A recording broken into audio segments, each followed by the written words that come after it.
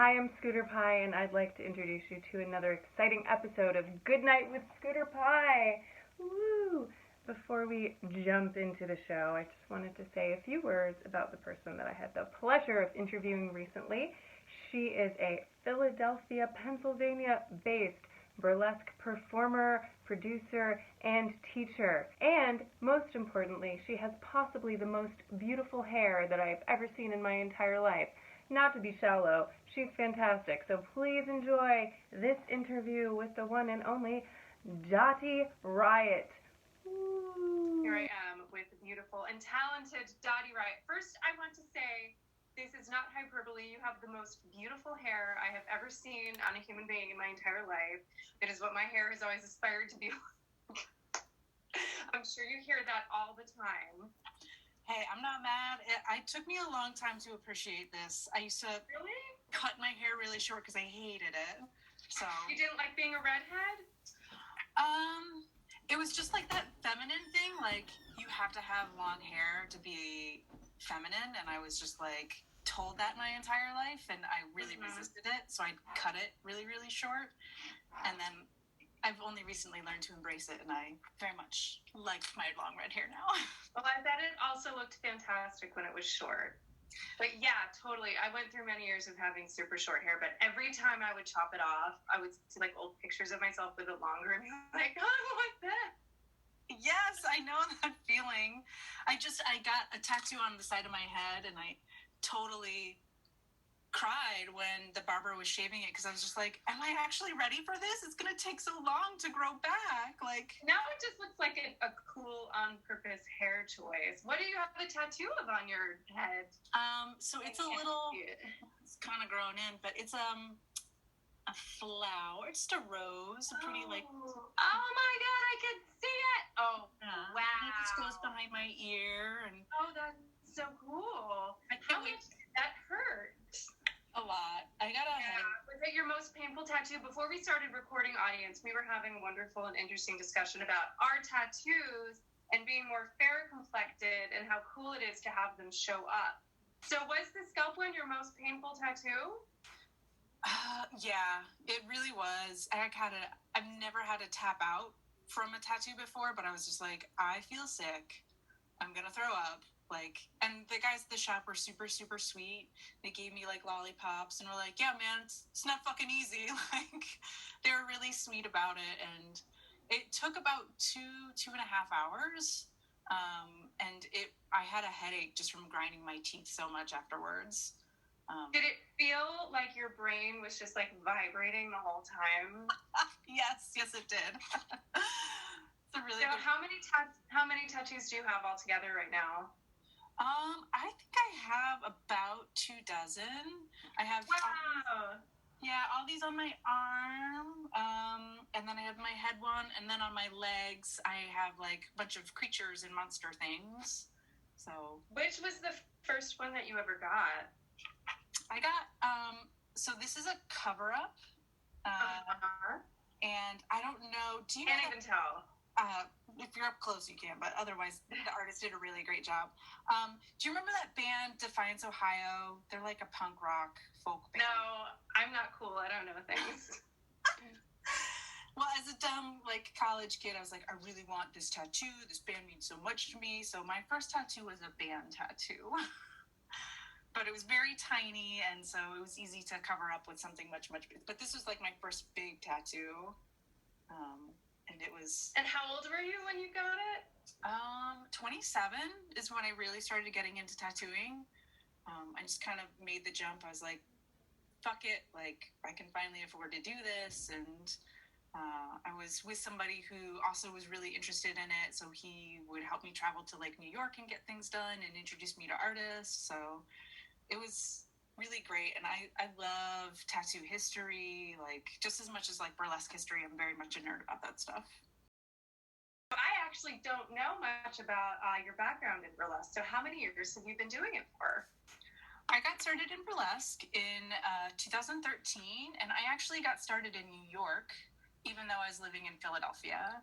I took classes with Dr. Lucky at the New York School of Burlesque, and it was just a kind of a kismet time that that same moment in Philadelphia, Ginger Lee was starting the Philadelphia Burlesque Academy. So on weeks that I wasn't traveling to New York for classes with Dr. Lucky, I was also taking classes with Ginger. And I think I was even in like her second class she ever taught there. And that was like the big launch of me really being a performer and really delving into this. And I always have to remind myself that not everyone's had the privilege to travel to New York as much as I have, and I was booked there before I was ever booked in New York.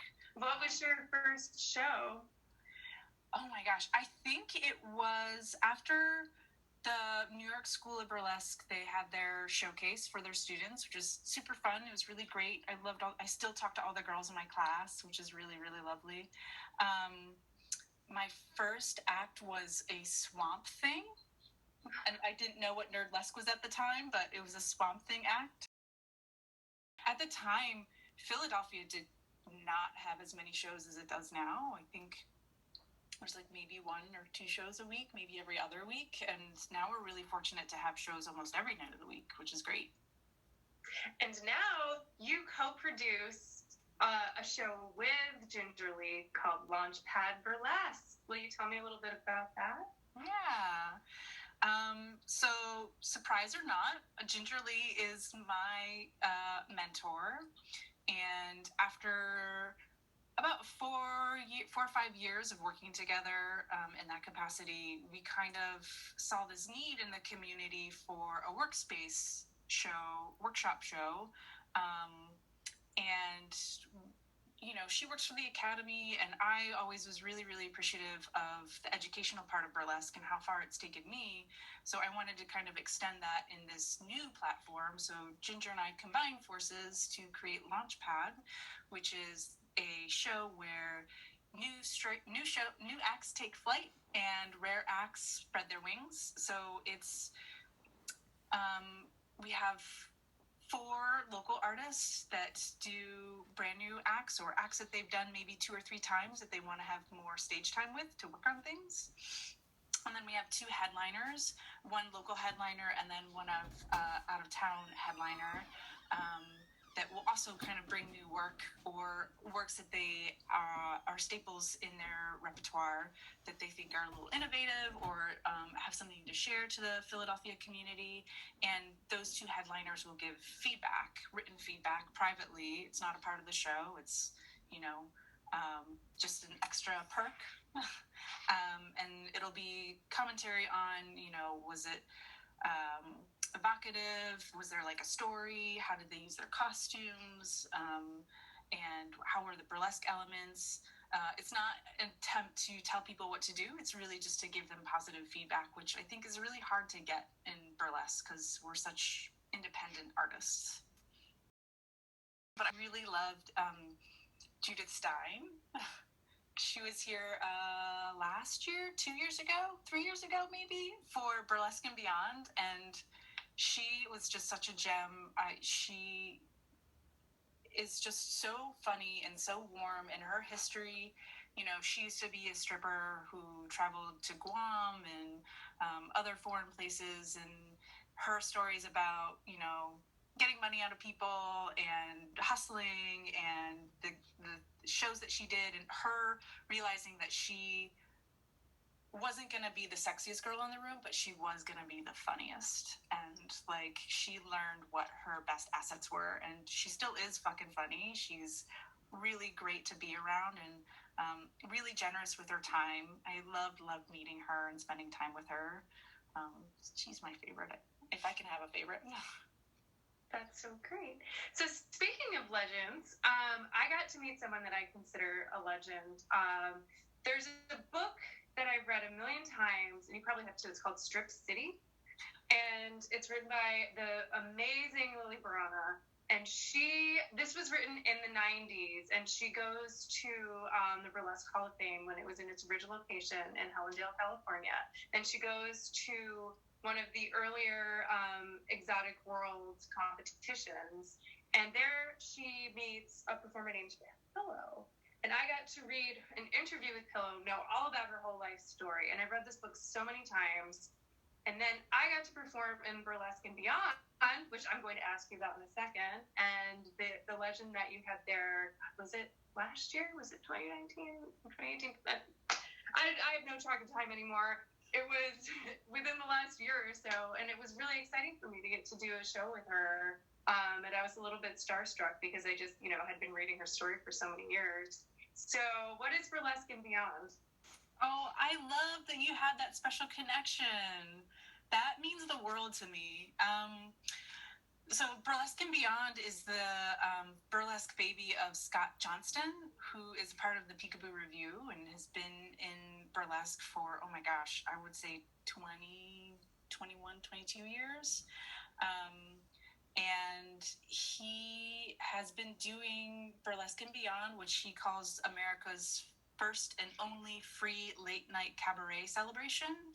So it's a free festival that happens typically in the third or fourth week of September at the tail end of the Fringe Festival here. And it's free. And he has all sorts of performers, all levels, legends. He has, has had big names like Pearl Noir and Dirty Martini and Maury Hill. And he also has like brand fucking newbies who are looking for stage time and want to be doing what we all do. And Scott really, really embraces that burlesque is for everybody. And I think he got to a point where it was just really big. It's a big show. It's a lot of programming and a lot of people to keep track of and a lot of hospitality for our out-of-town performers. So he asked me to join him, kind of organize everything and keep them on track. I would say this year is going to be our fifth year together. But yeah, Burlesque and Beyond is super fun. I have so many fond memories from even before I started working with him of, again, meeting people who I thought I would never be able to meet, having that interaction, and having moments with them that I was just like, oh, I'm just a nobody. Who's Lola Frost gonna think I am? Like, whatever. And, we still keep in contact. And to me, that is like such a special and important part of Burlesque and Beyond, is that we really, really love when people connect, and artists, outside of the show will end up making art together. And I think that's really, really special. So I got a couple more ideas floating around my brain of things I want to ask you. Okay, the next one is, so you mentioned the Philadelphia Fringe Festival, and that is something that you know a lot about because you have a day job working for Fringe Arts. Can you tell us a little bit about that? Yeah, so in my alternate life, when I'm not dressed up and have a face full of makeup, is that I am the director of production at Fringe Arts. And before that, I was a physical laborer for about 12 years doing carpentry and electrics, building sets, loading in and out shows, making props. I was a stage manager for a little bit. So I've been around doing all sorts of things, which is what I really, really love. I've been a freelance person for as long as I can remember. And I've only recently had this day job. And so it's been a really, really great way to pivot into arts administration and learning more about that aspect, because as a freelancer, I never really got to pull back the curtains to see what that looked like. And now that I'm on the inside, it's really, really lovely that I get to be a leader in a community that's mostly male dominated. And we are very, very fortunate at Fringe that most of our overhire crew is queer friendly, women friendly. We have a lot of diverse employees, and I really, really love our overhire crew. They've been so funny, and they deal with things in really innovative ways, and they're clever. And it's really nice to be a part of Fringe because I get to have all these resources at my fingertip that I never thought would be. And I feel like burlesque in particular is not quite represented at Fringe or Fringe Festival. So it kind of like being that bridge to remind them that like, hey, this is another part of the arts community that still needs our time and attention. I mean, we're not drag queens. We don't have TV shows. We, you know, because we are sex work adjacent, there are a lot of people who are probably nervous to come to our shows, but it's really great that I have this network of producers who will hear me when I say that maybe we should hire burlesque performers, or how can we include more burlesque programming in our late night events. And before all this started, I was in talks of having a show there. But now that everything's closed and we're not quite sure what's happening in the future, we're still going to be doing shows, but like the rest of the burlesque and entertainment world, we're definitely pivoting to a more digital aspect. And it's really inspiring to see what artists are doing out there.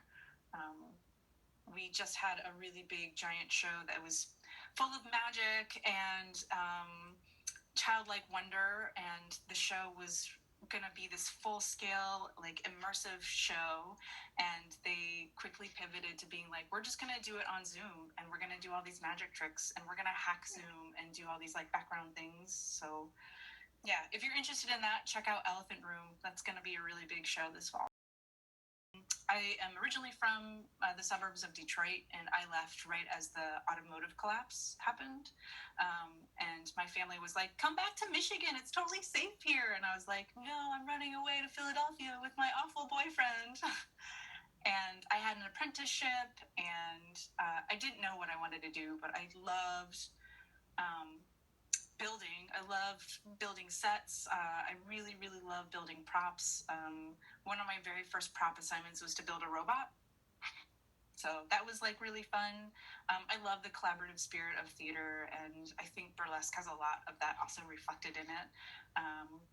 And it's kind of a pain in the ass job to have, especially when you're freelance and you're trying to make ends meet. Again, I didn't go to school for this, so I didn't know things like there's a whole Facebook group if you wanted jobs, and like this is how to do your taxes, and this is how you get other gigs. Like it was really hard to start out on my own in a world that was very male dominated, that was just like, oh, you're a woman, you should be like, you know, sweeping the stage, you shouldn't have to like carry that. Like people would often like take things out of my hands or take jobs from me.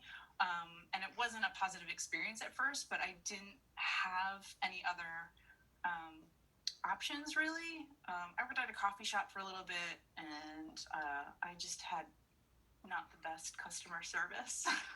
So I didn't last there very long.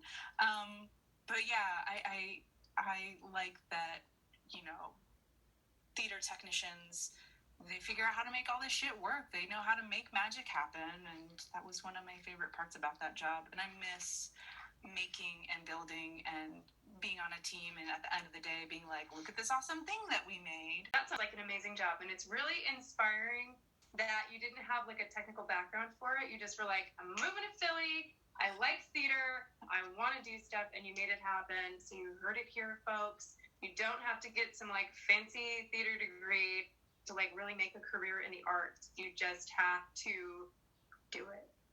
Yeah, for real. You really just have to do it. You learn so much just on the job. And I've been really fortunate. Again, I feel so fucking lucky. My entire team at Fringe Arts and my production department, they're all women.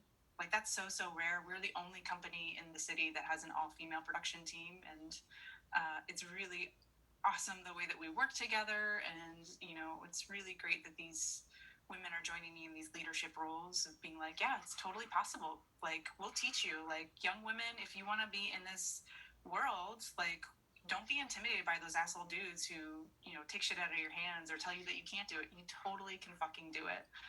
And just like burlesque, I really think mentorships are really important for so many skilled jobs.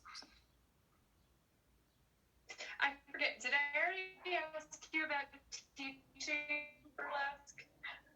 You're like such a good interview subject. We already talked about that, I think. This is what's great, is it's not live, so I can like edit things out. Yeah, you did not ask me about teaching. Okay, so you don't have to go to some big, expensive, fancy college, but you can go to the Philadelphia Burlesque Academy, where Dottie Riot is one of the teachers. And I think, when I looked on the website to do some research, I saw that you teach about producing shows also, and I think that's really valuable because it's like a steep learning curve with producing shows. I learned that the hard way. Can you tell us a little bit about what it's like to teach producing burlesque shows? Yeah, so I've been wanting to teach this class for a while, and I was so nervous about doing it because I know that, everyone has an opinion on how to do things. And so I was really nervous about teaching it because I didn't want to tell people what to do or how to do a show. So Ginger Lee was a really great guiding light in this and showing me how to structure the class and not being so much like, you have to do this, this, and this, and you'll get the show. Or, I know Calamity Chang used to teach a production or producing class in New York. I know other people try to teach it as well. It's a hard topic because there's so much involved in it. You're pretty much your own production and stage manager and booker and your hospitality, and you're doing marketing, and you have to find money for these shows. It's a lot to do all on your own, and I was really floored when Ginger was like, you should teach this online. So I started teaching it online, and it was so successful that there was a demand to do another class. And so I think over those two classes, I had 35 students, which was really lovely, because I had students who were performers with a long history of performing and were like, I don't know what to do, or how do I make this next step, or people who are new producers and were like, I'm really struggling with keeping all of my information organized. And I was able to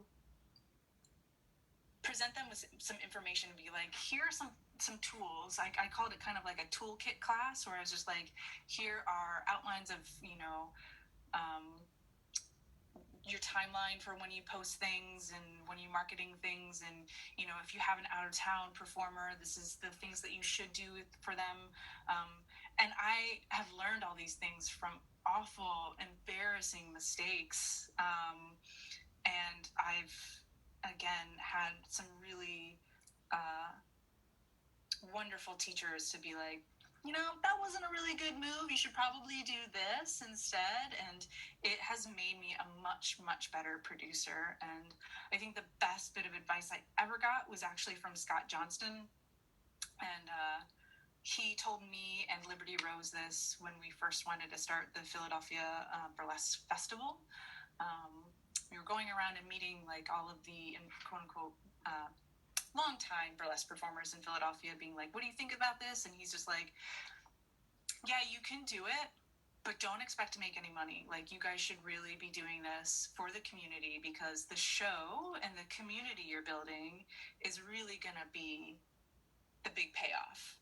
It's not going to be financial. It's the good things that you're going to be getting from this are going to be a great community, leveling up, Philadelphia onto the national scene, and making a really great fucking show. So I try to pass on that information as well. And, hopefully everybody who took that class, they would, take that and interpret it as they want and use those different Lego pieces to create whatever show they want to do and how they want to do it, and not being like, well, Dottie told me how to do this. I really hope that they walked away with being like, cool, I have these tools and now I know how to fucking make this my own thing. And that's really, really important to me. Awesome.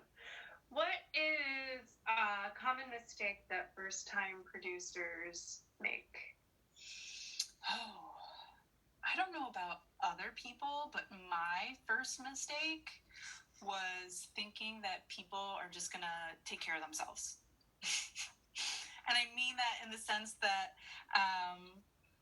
I just expected, oh, everyone knows where Frankie Bradley's is. or everyone knows where like the third is. Like, you can figure it out. Or like, send me your music and not give them a deadline and not thinking that people would be timely with it.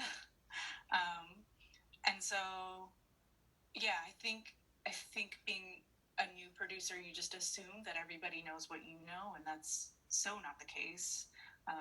I really learned that hospitality to your performers is really, really the key to success for performers wanting to come and work with you again. Like, if you treat them well, if you pay them well, if you're honest about pay, you're clear about your instructions with them, they're going to want to be like, fuck yeah, you pay me well and it's so easy to work with you, then yes, I will be back whenever you ask. Like, that's the key, and it's hard to learn that lesson. That's a useful piece of information just for life in general, I think, just for communicating with other people and interpersonal relationships. Yeah. So before we end, I just have a few just like wild card questions for you. I love it. Oh yeah, and the first one I want to ask is actually this. I just thought of this because I didn't realize that you weren't a Philly native. I should have figured it out by your lack of Philly accent. So, how many years have you been living in Philly now? I moved here in 2007, so that's 13 years. Fuck. Wow, lucky 13. What is your favorite thing about Philadelphia? I love how walkable Philadelphia is. I'm really big into biking. I'm a big bike dork. I bike everywhere. I have multiple bikes. I love that I can get from one side of the city to the other in at least an hour. And I know that's not possible in other cities. And I love the streets here. I love all the parks here. I really love the art museum area. I just think it's really accessible, and it has so much in it, like so fucking much in it. Like, it took me a long time to see what I think might be everything. I haven't seen all quite of it, but it's a fun city, and also I like how gutsy it is. I feel like my attitude has changed since living here, and it's just like, fuck you, but I love you. That was a beautiful ad for Philly. I think you should be hired by the tourism once we're able to have it again, because Philly is so much more than cheesesteaks and Rocky. Like, that's all that people seem to think of. It is a lot more than that. Okay, so what was your or one of your like childhood celebrity crushes? Oh, that's a good question.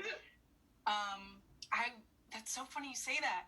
We were friends and I were just having a Netflix watching party, and we saw The Saint. Do you remember that Val Kilmer movie from like the mid-90s? And I forgot how much I fucking love Val Kilmer. Like, I don't know if he was my first crush, but I was really into him. Significant. Okay. So celebrities, like, what celebrity do people tell you that you look like, aside from the famous Dottie Riot? I don't know this actress's real name off the top of my head, but she's Donna from that 70s show. Oh, yeah. I get that. The hair. Yes. But you're not a Scientologist, I think. No. Definitely not. Okay. If you could have an unlimited supply of one material thing, not counting cash or anything like that, but like a household item, if you could have an unlimited supply of one thing forever, what would it be? Does water count? Like, is that? If you want it to be that? Yeah, I fucking love water. Like, I'm like... Okay, like bottled or like tap?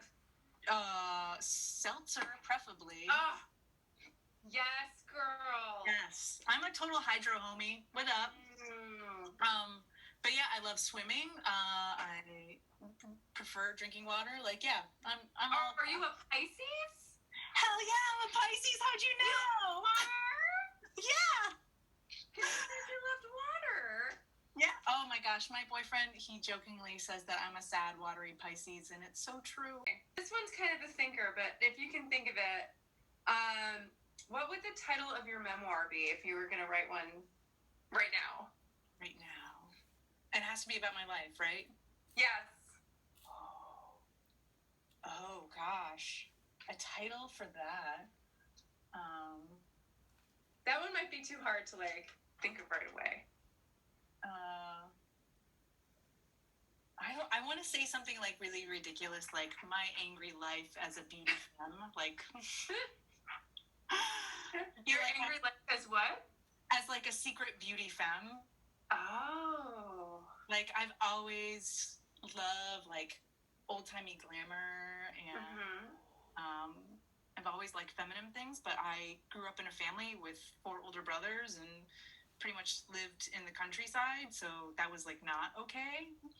And I've really been, I still have a lot of anger about it, like being like, oh man, like if I was a teenager and I could, you know, be more feminine and wear makeup, like where would I be now? But, you know, I didn't. And here I am doing burlesque as a very high femme.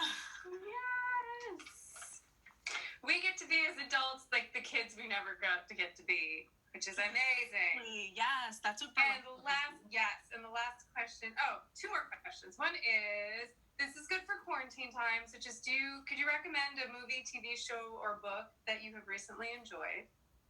Yeah, I just finished a book called Geek Love. It was such a good quarantine read. I really, really needed that escapism because it's also so parallel with, you know, the burlesque life and like entertainment. And it's just had a lot of poignancy about not only about family and you know, manipulation and cults and all that, but it was also like, you know, seeing shows and artists behind the curtain, and a lot of that was like really interesting. And there's a lot of talk in the book about, you know, all the occult followers and all their fans and what they did and didn't know. And I was like, how true is that? Like, so many people don't know who we really truly are, you know, without the makeup.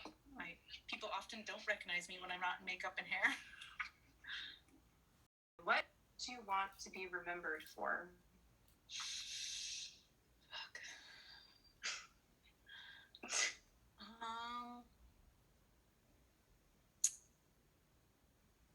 You know, I would love to be remembered for, I